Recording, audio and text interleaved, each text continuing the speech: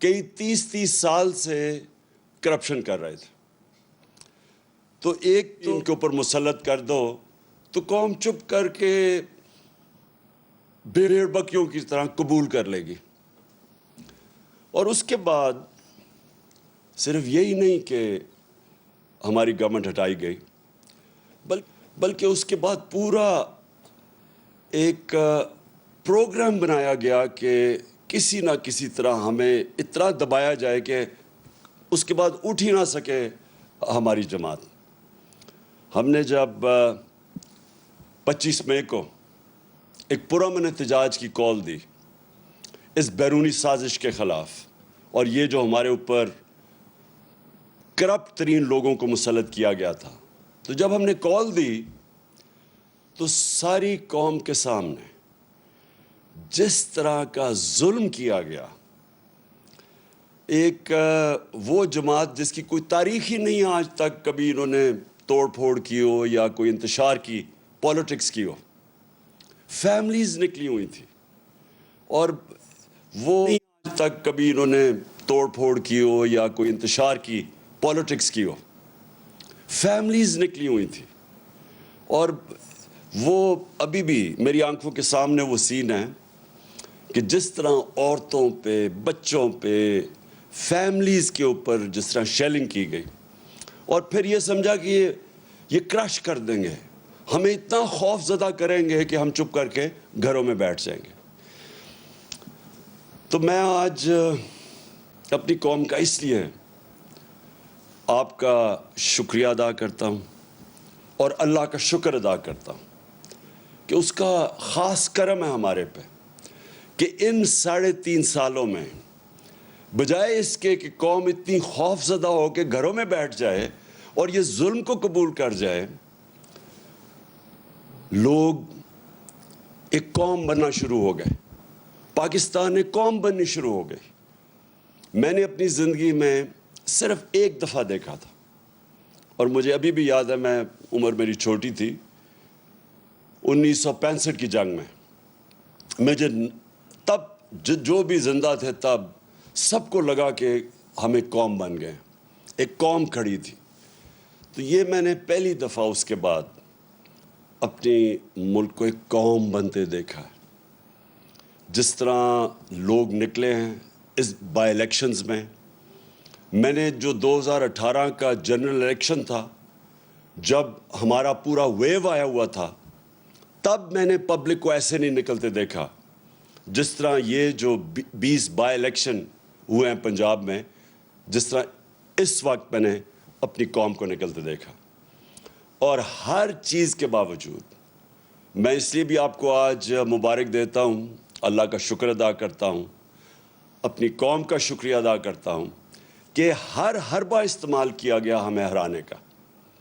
پہلے تو ایک غیر آئینی طور پہ اس کو حمزہ کو بٹھا دیا گیا پنجاب کا وزیر اعلیٰ، اس کی کوئی آئینی حیثیت نہیں تھی، اور اس کو سپریم کورٹ نے کہا کہ تم نے کوئی بھی اسٹیٹ مشینری، ایڈمنسٹریشن، پولیس کو بالکل استعمال نہیں کرنا یہ الیکشن کو متاثر کرنے کے لیے. اس نے ہر چیز استعمال کی، اس نے ایڈمنسٹریشن استعمال کی، ہمارے اوپر پورا، یعنی کوئی کسر نہیں چھوڑی کہ انہوں نے الیکشن کو متاثر کرنے کے لیے. اور جو سب سے شرمناک رول تھا وہ پاکستان کی الیکشن کمیشن کا تھا. الیکشن کمیشن نے پورا مل کے نون لیگ کے ساتھ یا حمزہ کے ساتھ پورا مل کے انہوں نے ہمیں الیکشن ہرانے کی کوشش کی.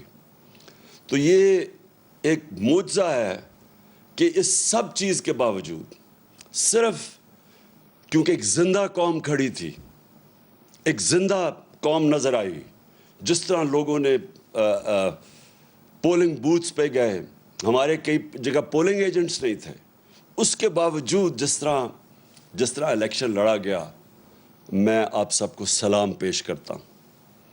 اور یہ اب جو آپ دیکھ رہے ہیں، یہ ایک نئی تاریخ بن رہی ہے پاکستان کی. لیکن اس سے پہلے ہوا کیا اس سازش سے؟ میں اپنے جلسوں میں بھی کہہ بیٹھا ہوں، لیکن میں آپ کو بار بار یہ چیز دہرانا چاہتا ہوں کہ ہمارے ملک سے ہوا کیا کہ ایک ملک جو ترقی کر رہا تھا, جو سارے پاکستان کے جو معیشت کے جو انڈیکیٹرز ہوتے ہیں, یعنی جو اکنامک انڈیکیٹرز ہوتے ہیں, وہ سارے صحیح راستے پہ جا رہے تھے. پاکستان کی اکنامک سروے جو اس حکومت کی سروے جو نکلتی ہے, انہوں نے جو جون میں اکنامک سروے نکالی, اس کے مطابق پاکستان 6% اپنی اس کی جو معیشت تھی گرو کر رہی تھی, یعنی ہماری دولت کے اندر 6% اضافہ ہو رہا تھا, اور اس سے پچھلے سال 5.6% پہ اضافہ ہوا. یہ 2 سال جو تھے, 17 سال کے بعد پاکستان نے 2 سالوں میں اس طرح کی ترقی کی, 17 سالوں کے بعد. اور وہ کب پہلے تھا؟ جنرل مشرف کے دور میں. تب کیوں ترقی ہوئی؟ کیونکہ ہم امریکہ کی جنگ لڑ رہے تھے, اور جب ہم امریکہ کی جنگ لڑ رہے تھے تو ڈالرز آ رہے تھے باہر سے, وہ ہم اپنی وجہ سے نہیں, باہر سے پیسہ آ رہا تھا جس کی وجہ سے پاکستان نے ترقی کی. یہ 17 سال کے بعد اس طرح کی ترقی ہوئی. ہماری زراعت 4.4% پہ اوپر آئیں. 4 ہماری جو فصلیں تھیں ان کی بمپر کراپ یعنی ریکارڈ پیداوار ہوئی 2 سال. جو فیوچر ہے پاکستان کا, ٹیکنالوجی کا, ہم نے جو اپنی ٹیکنالوجی کی جو سیکٹر کی مدد کی, 2 سالوں کے اندر 75% ہماری آئی ٹی کی ایکسپورٹس بڑھی. اور ہم جو باقی ہمارے پلانز ابھی آگے تھے, ٹیکنالوجی زونز کو جو ابھی ڈیولپ کر رہے تھے, باہر سے انویسٹمنٹ آ رہی تھی, وہ بیچ میں رہ گئی. لیکن ٹیکنالوجی کی طرف ہم پورے اپنی, کیونکہ نوجوان آبادی ہماری, یہ فیوچر ہے, اس کے اوپر بھی, اس راستے پہ بھی نکل گئے تھے. اور جو سب سے زیادہ ضروری جو مجھے خوشی ہوئی جس چیز کی, کہ ہم نے پاکستان کے اندر پہلی دفعہ ایک اپنے ملک کو فلاحی ریاست کی طرف لے کے جا رہے تھے. اور وہ کیا کہ ہم نے وہ چیز کی جو آپ اکثر دنیا کے ملک میں دیکھ لیں, ہیلتھ کارڈ, ہیلتھ انشورنس. ایک غریب گھرانے کے لیے جو سب سے تکلیف دہ چیز ہوتی ہے, جو بے بسی ہوتی ہے غریب گھرانے میں, وہ تب کہ اگر بیماری ہو گھر میں اور پیسہ نہ ہو علاج کروانے کا. اور یہ جو بھی, میں بلکہ غریب گھرانے چھوڑیں, سفید پوش گھرانوں کے اندر بھی یہ ہوتا ہے کہ کئی دفعہ ہوتا کیا ہے کہ ایک ایسی بیماری آ جاتی ہے جس کی وجہ سے جو بجٹ ہے ایک خاندان کا وہ اپسیٹ ہوتا ہے, اور وہ خاندان ہی مقروض ہو کے غربت کی لکیر سے نیچے چلا جاتا ہے. تو یہ بہت بڑا قدم ہم نے اٹھایا تھا کہ اپنے لوگوں کو ہیلتھ انشورنس 10 لاکھ روپے 1 سال میں خاندان کسی بھی ہسپتال میں جا کے اپنا علاج کروا لے. تو پہلی دفعہ غریب لوگ پرائیویٹ ہاسپٹلز میں جا کے علاج کروا رہے تھے. تو فلاحی ریاست کے لیے ہیلتھ کارڈ جو سب سے ضروری. پھر ہم نے اپنے جو ہمارا احساس پروگرام تھا, جس کی پوری کوشش تھی لوگوں کو غربت سے نکالنے کی, وہ دنیا کے اندر اس کی پذیرائی ہوئی. ورلڈ بینک نے اس کو دنیا میں جو کرونا کے دور میں 4تھا پروگرام دیکھا جو سب سے کامیاب غربت کم کرنے والا پروگرام تھا, پاورٹی ایلیویشن کا پروگرام, 4تھے نمبر پہ ورلڈ بینک نے. اسٹینفورڈ یونیورسٹی کی ابھی رپورٹ آئی ہے کہ پاکستان کا جو احساس پروگرام تھا وہ پاکستان کو ایک فلاحی ریاست کی طرف لے کے جا رہا تھا. کامیاب پاکستان پروگرام. ہم نے 20 لاکھ خاندان کو نیچے قرضے دینے شروع کیے سود کے بغیر, گھر بنانے کے لیے, اپنی کوئی کاروبار شروع کرنے کے لیے, اور پھر کسانوں کو ہم نے دیا قرضے اپنی زمین کو بہتر کرنے کے لیے سود کے بغیر. یہ ساری چیزیں لے کے جا رہی تھی پاکستان کو فلاحی ریاست بنانے میں. اور یہ یاد رکھیں کہ اس دور میں کرونا ہوا پاکستان میں.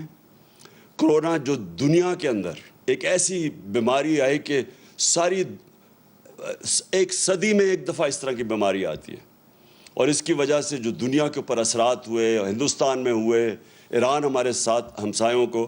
اور وہ دیکھیں کہ جو پاکستان جس طرح اس مشکل وقت سے نکلا, تو وہ بھی انٹرنیشنلی اکنالج کیا گیا. World Health Organization, World Economic Forum, ان سب نے اس چیز کو تسلیم کیا کہ پاکستان ان 3 ملکوں میں سے تھا جنہوں نے سب سے بہتر اس وبا کے دوران اپنی عوام کو بھی بچایا، بیماری سے بچایا، لوگوں کو غربت سے بچایا، دونوں طرف، اور پھر اپنی معیشت کو بچایا.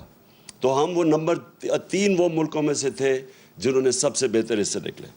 تو جب پاکستان ادھر کھڑا تھا تب ہماری ٹانگیں کھینچی گئی، تب یہ سازش کی گئی. اور سازش کے بعد جو آج پاکستان کے حالات ہیں، 3.5 مہینے ہو چکے ہیں. سب سے پہلے تو یہ روپیہ دیکھیں کہ 53 روپیہ ڈالر سے گر چکا ہے. ہمارے 3.5 سال میں جو ڈالر کم ہوا تھا وہ 50 روپے تھا، یعنی روپیہ جو گرا تھا 50 روپے 3.5 سال میں. یہ 3.5 مہینے کے اندر 53 روپے گر چکے ہیں ڈالر پہ، یعنی کہ ہمارا روپیہ اور کمزور ہو چکا ہے.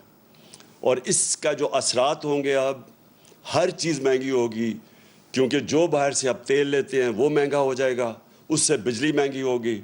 گیس باہر سے لیتے ہیں جو ہم اپنے بجلی گھر چلانے کے لیے، وہ مہنگی ہوگی، اس سے بجلی کی اور قیمت اوپر جائے گی.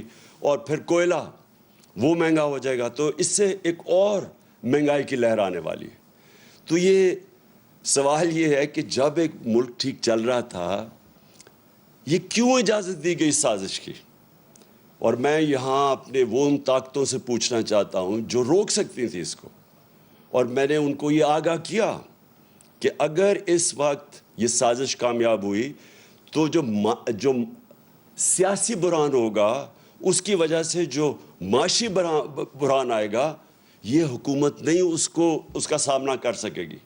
کیونکہ انہوں نے تو جب بھی یہ حکومت میں آئے ہیں، انہوں نے تو کبھی بھی معیشت ٹھیک نہیں کی.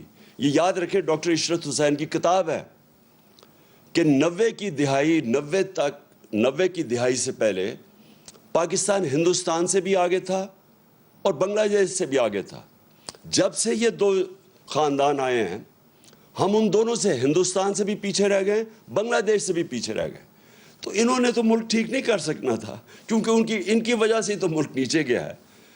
اس لیے میں نے پوری کوشش کی بتانے کی بھی کہ ان سے نہیں سنبھالا جائے گا.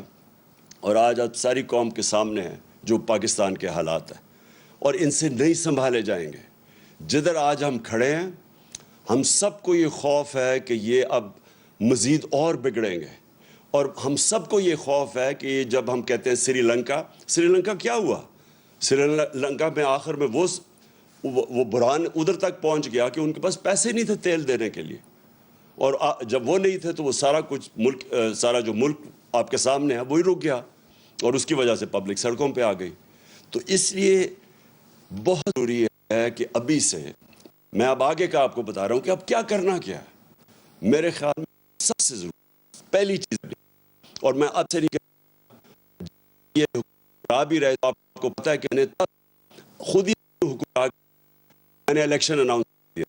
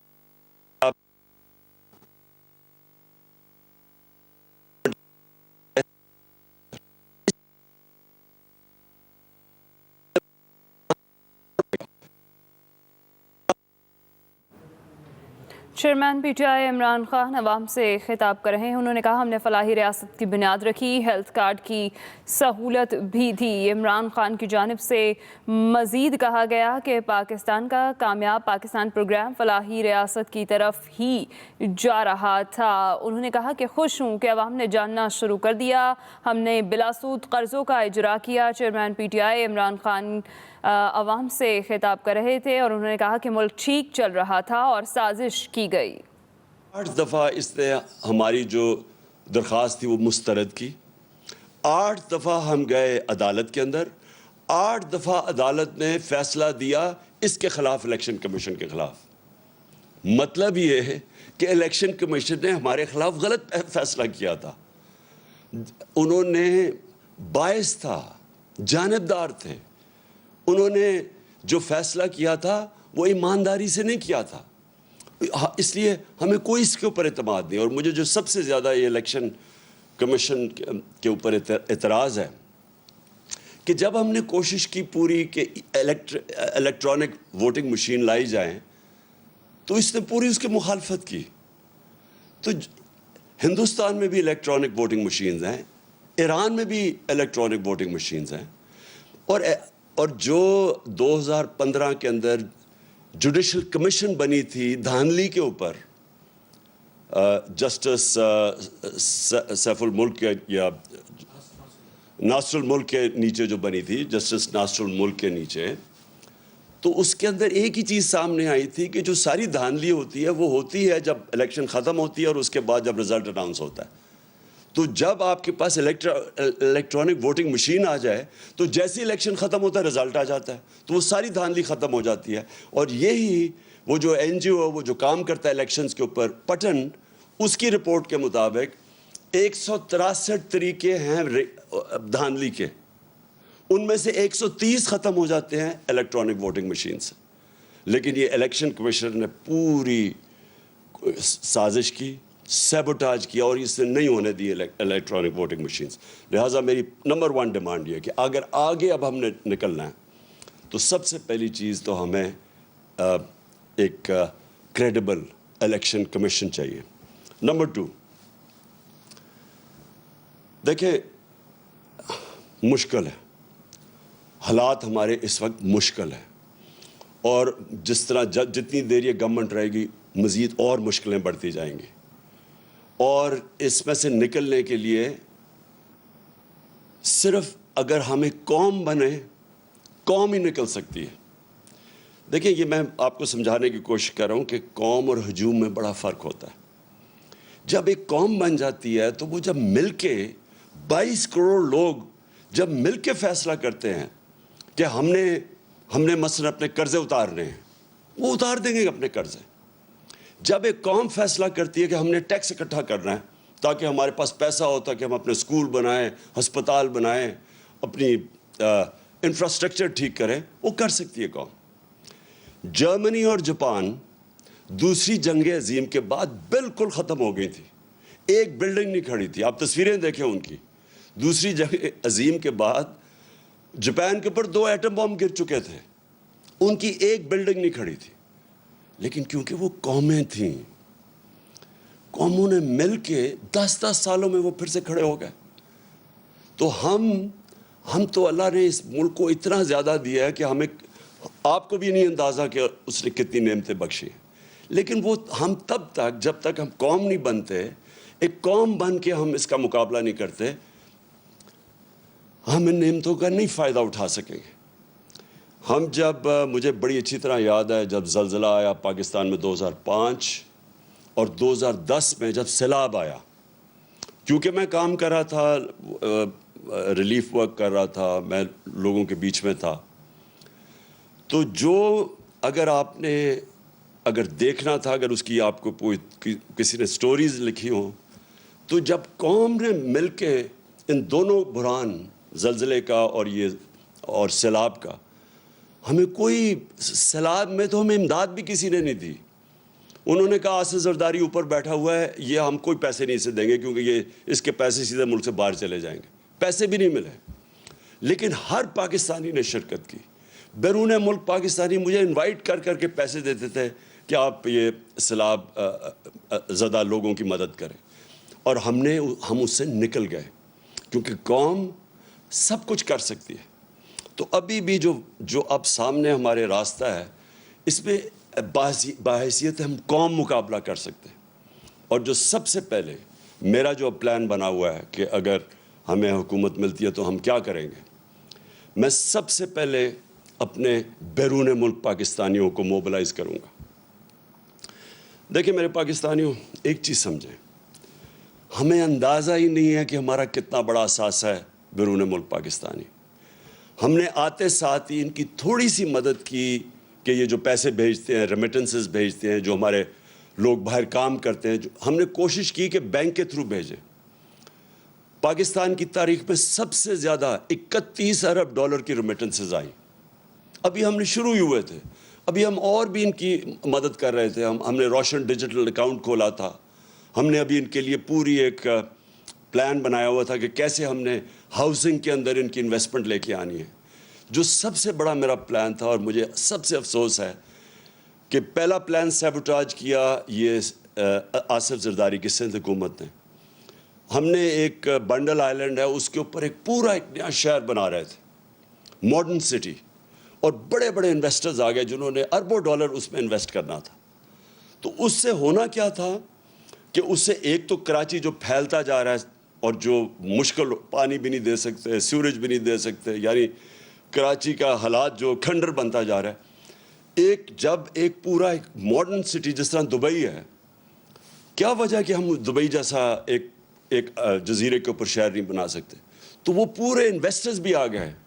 سندھ حکومت نے سیبوٹاج کیا، انہوں نے کہا کہ نہیں، ہم این او سی دے کے واپس لے لیا، اس میں ڈالرز آنے تھے۔ دوسرا جو راوی سٹی ہے، راوی سٹی لاہور کو بچانے کے لیے پرانا پلان ہے کہ 15-20 سال کا، اس کے لیے بھی لوگ آ گئے، انویسٹرز تیار، ابھی بھی انویسٹرز ہیں، پتہ نہیں ابھی وہ، کیونکہ جب سے ہماری حکومت گئی ہے مجھے نہیں پتہ، وہ بھی آ گئے۔ ایک عدالت نے 1 سال سٹے آرڈر دے دیا، آگے بڑھ نہیں رہتے ہمیں، تو رکاوٹیں تھی، لیکن اگر دونوں جگہ پیسہ آ جاتا تو آج یہ جو ہمارا روپیہ گر رہا ہے، یہ روپیہ نہ گرتا، کیونکہ ہمارے پاس ڈالرز آ جانے تھے باہر سے۔ تو کہنے کا مقصد یہ کہ اس طرح کے اور ہمارے پلانز ہیں۔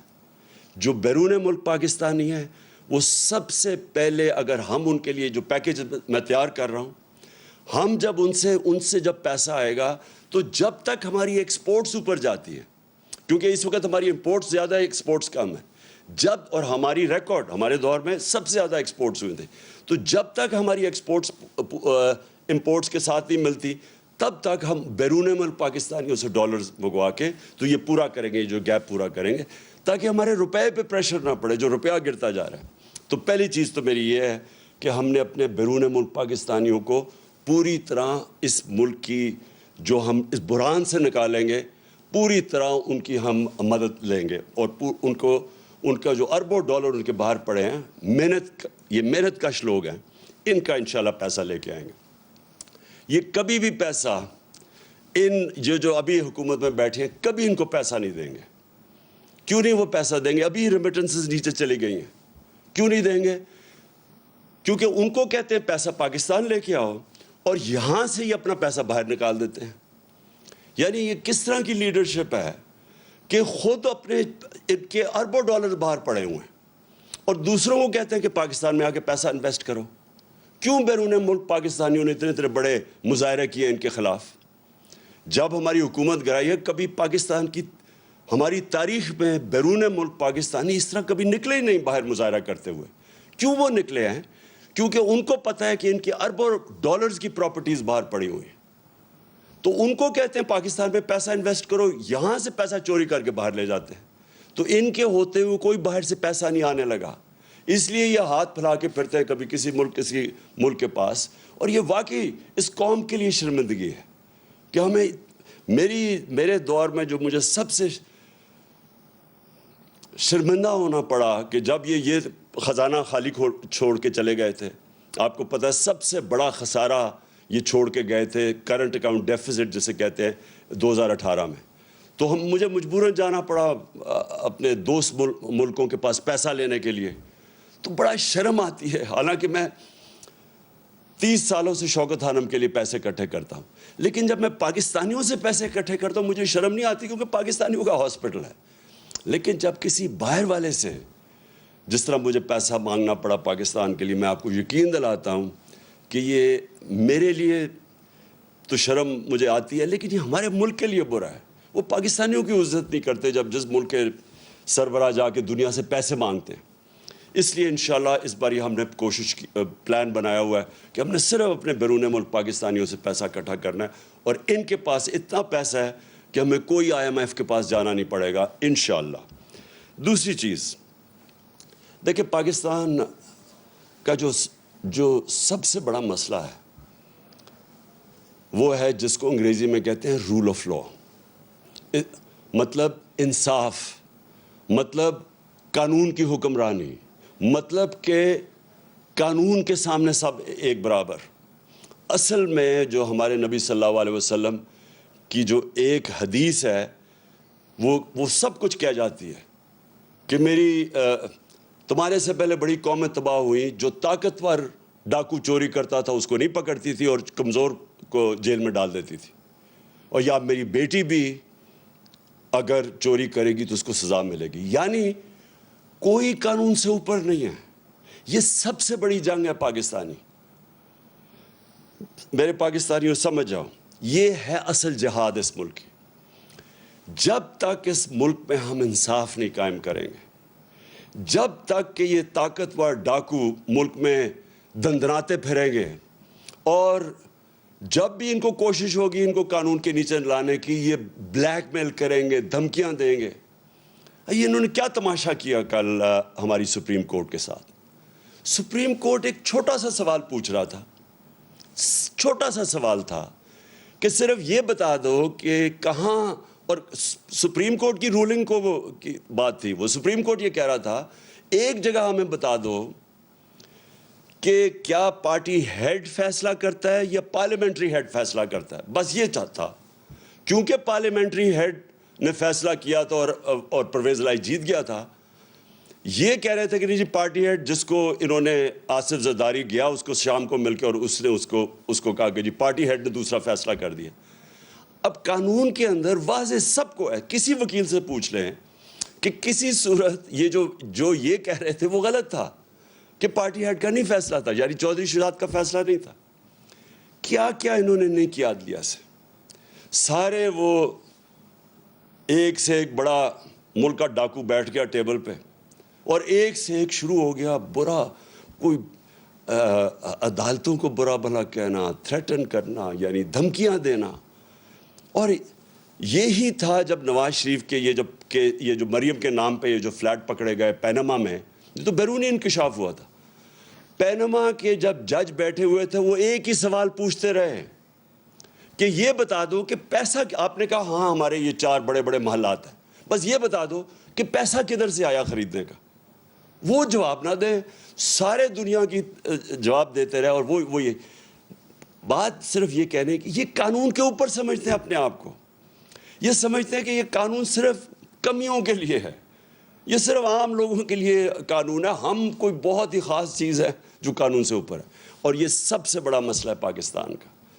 جب تک ہم ان بڑے بڑے مافیاز کو، یہ جو بڑے بڑے کارٹیلز بیٹھے ہوئے ہیں، مونوپولیز بیٹھی ہوئی ہیں، یہ جو مل کے قیمتیں اوپر بٹھا، جس طرح شوگر مافیا بیٹھ کے اوپر چینی کی قیمت کر دیتا ہے، عوام کو پستا ہے، جب تک ہم ان لوگوں کو قانون کے نیچے نہیں لے کے آئیں گے پاکستان ترقی نہیں کر سکتا. اور یہ ہے اس ملک کی جنگ. آج سے 26 سال پہلے میں نے جب اپنی پارٹی اناؤنس کی تھی تحریک انصاف، اس کا مطلب ہی یہ تھا، کیونکہ میں تو باہر دنیا میں دیکھ لیا تھا، میں تو برطانیہ میں یہ جو قانون کی حکمرانی ہے دیکھ لی تھی، وہاں تو کوئی قانون کے اوپر نہیں ہے. آپ یہ سوچیں کہ ان کا پرائم منسٹر بورس جانسن بھاری اکثریت سے جیتتا ہے الیکشن، اس کی پارٹی اس کو نکال دیتی ہے. کیوں نکالتی ہے؟ صرف ایک چیز سے، انہوں نے کہا سب کے لیے قانون تھا کہ کرونا کے دوران آپ نے اکٹھے نہیں ہونا، تو آپ کیوں اکٹھے ہو گئے؟ اس چیز کے اوپر اس کو نکال دیتے ہیں. یہاں اربوں روپے کی پراپرٹیز ان کی باہر پکڑی جاتی ہیں، جواب دے نہیں سکتے. اور وہ لیڈر بنے ہوئے ہیں. اور اس کی دو وجوہات ہیں. سب سے پہلی کہ اس ملک کے اندر ہم نے آنے نہیں دی قانون کی حکمرانی. ملٹری ڈکٹیٹرز تھے, وہ ویسی قانون کے اوپر تھے, وہ ویسی قانون توڑ کے آتے تھے. پچھلے 62 سال میں آدھا وقت ملٹری ڈکٹیٹرز رہے ہیں اور آدھا وقت یہ دو خاندان رہے ہیں. اور یہ دو خاندان جب بھی ان کو کوشش کرتے ہیں, ان کے کرپشن کیسز, یہ سارا وقت یا تو ملک سے باہر بھاگ جاتے ہیں اور یا پھر یہ سارا وقت یہ کہتے ہیں کہ جی آپ کی جرت کیسے پڑی کہ ہمیں قانون کے نیچے لانے کے لیے. اور جب تک یہ نہیں ہوگا میرے پاکستانیوں, جب تک ہم اپنے ملک میں انصاف قائم نہیں کر سکیں گے, جس ملک میں صرف غریب لوگ جیلوں میں جائیں اور طاقتور ڈاکو ایوانوں میں پھرے, پرائم منسٹر بن جائے, اتنے بڑے کیسز ہوں, جب تک ہم یہ نہیں کر سکیں گے, یہ ہے اصل جہاد اس ملک کی. تو میری کوئی کسی سے دشمنی نہیں ہے. مجھے یہ بڑا عجیب لگتا ہے کہ کہتے ہیں جی, مجھے کئی صحافی بھی کہتے ہیں عمران صاحب آپ ان سے کیوں نہیں بات چیت کرتے, آپ بات ہی نہیں کرتے. بات چیت سب سے کرتا ہے پولیٹیشین. طالبان ہیں, جو ٹی ٹی پی ہے, ان سے بھی بات کرنے کے لیے ہم تیار ہیں. ہم وہ جو بلوچستان کے اندر جو سیپریٹسٹ ہیں ان سے بھی بات کر سکتے ہیں. سندھ میں جو کہتے ہیں سدھو دیش, ان سے بھی سب سے بات کر سکتے ہیں. لیکن جس دن آپ چوروں کے ساتھ ڈیل کرتے ہیں آپ کا معاشرہ تباہ ہو جاتا ہے. میں آپ سے پوچھتا ہوں, کیا اگر آپ کے گھر کو ڈاکہ مار لے اور آپ کہیں جی آپ اس سے بات کریں, آپ کیوں نہیں بیٹھ کے بات چیت کر دیتے, تو وہ تو سارے ڈاکے مارنے شروع ہو جائیں گے. آپ اگر جب تک سزائیں نہیں دیں گے ڈاکے مارنے والوں کو تو معاشرہ تو چلتا ہی نہیں آگے. سو یہ ذہنوں میں ڈال لیں کہ بات چیت میری کوئی ذاتی دشمنی نہیں ہے, لیکن اگر ہم نے ملک کو بچانا ہے, اور کوئی ملک آج مجھے بتا دیں, سوئٹزرلینڈ, جو ملک خوشحال ہے, سارے خوشحال ملکوں کے اندر ایک چیز ہے, کوئی قانون سے اوپر کوئی انسان نہیں ہے. اور یہ ہمارے, پھر سے میں اپنی قوم کو بار بار بتاتا ہوں کہ میرے پیارے نبی صلی اللہ علیہ وسلم نے 1500 سال پہلے تقریباً یہ کہہ دیا تھا کہ اگر تم نے تباہ ہونا ہے تو طاقتور ڈاکوں کو چھوڑ دو اور کمزور کو پکڑو. اور یہ ہمارا اس وقت سب سے بڑا چیلنج ہے. اس کے بعد جو اللہ کا حکم ہے امر بالمعروف. دیکھیں, میں نے اپنا ٹائم کتنے 20-25 سال گزارے ہیں برطانیہ کے اندر. اتنا بڑا فرق ہے ان کے اور ہمارے معاشرے میں. دیکھیں, ایک معاشرہ اچھائی کے ساتھ جب تک نہیں کھڑا ہوتا تو اچھائی, برائی اوپر آ جاتی ہے. اللہ کا حکم ہے کہ امر بالمعروف, اچھائی کے ساتھ کھڑے ہو اور برائی کے خلاف کھڑے ہو, برائی کے خلاف جہاد کرو. یہ جس کو کہتے ہیں, جب تک آپ اپنی اخلاقیت کا معیار اوپر نہیں اٹھاتے معاشرہ اوپر نہیں جاتا. جب ہم اچھے برے کی تمیز ہی ختم کر دیتے ہیں, جن کے اوپر اربوں روپے کے کیسز ہیں کرپشن کے, ان کے اوپر پھول پھینکتے ہیں. جو ملک سے ایک سزائے یافتہ ملک سے جھوٹ بول کے فرار ہوا ہے اور اسے کہتے ہیں جی کہ اس کے کیسز ہی معاف کر دو. یعنی جب ہم یہ کرتے ہیں, یا یہ جو چور اوپر آ کے بیٹھ گئے ہیں جن کو سزا ہونی تھی, ہم اپنے معاشرے کو تباہ کر لیتے ہیں. جب بھی آپ کوئی ایڈوانس معاشرہ دیکھیں گے اس میں آپ یہ دیکھیں گے امر بالمعروف. اور پھر جو آخری دو چیزیں یہ ہے کہ پاکستان کو ایک فلاحی ریاست بننا ہے. فلاحی ریاست کیوں بننا ہے؟ کیونکہ دیکھیں, چائنا نے یہ ثابت کیا کہ اگر وہ سپر پاور بنا ہے دنیا میں پچھلے 35 سال میں, تو اس نے انسانی تاریخ میں وہ کام کیا جو کسی نے نہیں کیا, کہ انہوں نے 70 کروڑ لوگوں کو غربت سے اٹھا کر لیا. ہندوستان 35 سال پہلے وہی جو چائنا میں 30 سال تو ہندوستان جا سکتا تھا. کرنے کی پوری کوشش ہے کہ جو لوگوں کی اس وقت تنخواہیں پوری نہیں ہو رہی گھر سے, یعنی جتنی مہنگائی بڑھی ہے, تو ہم ان کے لیے اب راشن لے کے آئیں گے, راشن, تاکہ وہ اپنی یعنی کھانے پینے کی چیزیں گھی آٹا اور چینی ان کے لیے تاکہ وہ سستی اپنا راشن کارڈ ان کو ملے گا تاکہ وہ سستی خرید سکے. اور آخر میں اب میں آخری بات کرتا ہوں. دیکھیں پاکستان بنا تھا, میں بار بار اپنے جلسوں میں کہا, ایک نعرے پہ کہ پاکستان کا مطلب کیا, لا الہ الا اللہ, اور میرا تیرا رشتہ کیا, لا الہ الا اللہ. یہ اس میں پورا پاکستان کی آئیڈیالوجی ہے. میرا تیرا رشتہ کیا, لا الہ الا اللہ, کیونکہ یہ دیکھیں پاکستان میں کتنی زبانیں ہیں, صوبے ہیں, ہم یعنی کافی فرق ہیں ایک دوسرے سے. اوپر سے شروع کریں گلگت بلتستان سے, چترال جائیں, قبائلی جو پرانا قبائلی تھا بلوچستان, فرق ہے, زبانیں بھی فرق ہیں, لیکن ہمارا رشتہ ہے کہ اے اللہ تیرے سوا کوئی خدا نہیں. دیکھیں یہ جو رشتہ ہے ہمیں یہ مضبوط کرنا ہے. یہ ہے نظریہ پاکستان. اور نظریہ پاکستان جب لا الہ الا اللہ کا نعرہ لگا تھا تو وہ کیوں لگایا تھا؟ کیونکہ جو ہمارے فاؤنڈنگ فادرز تھے, علامہ اقبال اور پھر قائد اعظم, ان کی علامہ اقبال کا ساری جو آپ پڑھیں ان کی جو انہوں نے جو ساری اپنی فلسفہ ان کا لکھا, سوئے ہوئے مسلمانوں کو جگا رہے تھے, ایک غلام قوم کو جگا رہے تھے, خودداری پیدا کر رہے تھے. خود ہی وہ صرف یہ بتا رہے تھے کہ غلام بڑے کام نہیں دنیا میں کر سکتے. اللہ نے بہت بڑا انسان کا مقام بنایا ہوا ہے, لیکن اوپر انسان صرف تب جا سکتا ہے, اقبال کا شاہین صرف تب بن سکتا ہے جب وہ غلامی کی زنجیریں توڑے. اور غلامی ایک تو یہ کہ جسمانی غلامی یعنی جو انگریز کی غلامی تھی, اور پھر قائد اعظم نے پاکستان کے جب کیس لڑا تو انہوں نے کہا کہ انگریز کی غلامی کے بعد ہم ہندو کی غلامی نہیں کرنا چاہتے, ہم آزاد قوم رہنا چاہتے. تو دوسرا اس کی غلامی وہ ذہنی غلامی ہے, اور وہ بھی وہ لا الہ الا اللہ وہ ذہنی غلامی ختم کرتا ہے. جو سب سے بڑی زنجیر ہمیں ہماری پرواز کو روکتی ہے وہ خوف کی زنجیر ہے. جو انہوں نے 25 مئی کو ہمارے اوپر جو خوف طاری کرنے کی کوشش کی تاکہ ہم سارے چپ کر کے بیٹھ جائیں گے, یہ سب سے بری زنجیر ہوتی ہے. انسان ڈر کے غلامی بھی قبول کر لیتا ہے. خوف اس کی کیا ہوتا ہے کہ میں مر نہ جاؤں, کہ مجھے مار نہ دیں.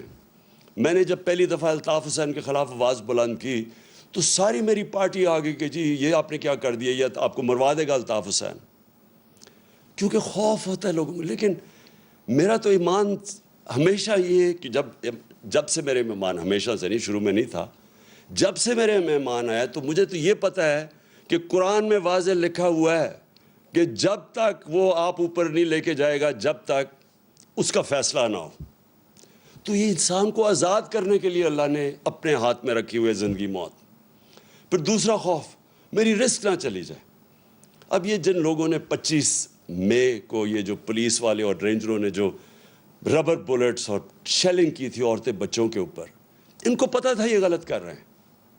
ان کا ضمیر تو بتا رہا ہوگا ان کو غلط ہے, لیکن ڈر رہے ہوں گے کہ ہماری نوکری نہ چلی جائے. دیکھیں قانون یہ کہتا ہے کہ آپ کوئی غلط کام نہیں کر سکتے قانون کے خلاف, چاہے آپ پولیس والے ہو, چاہے فوجی ہو, چاہے آپ گورنمنٹ سرونٹ ہو.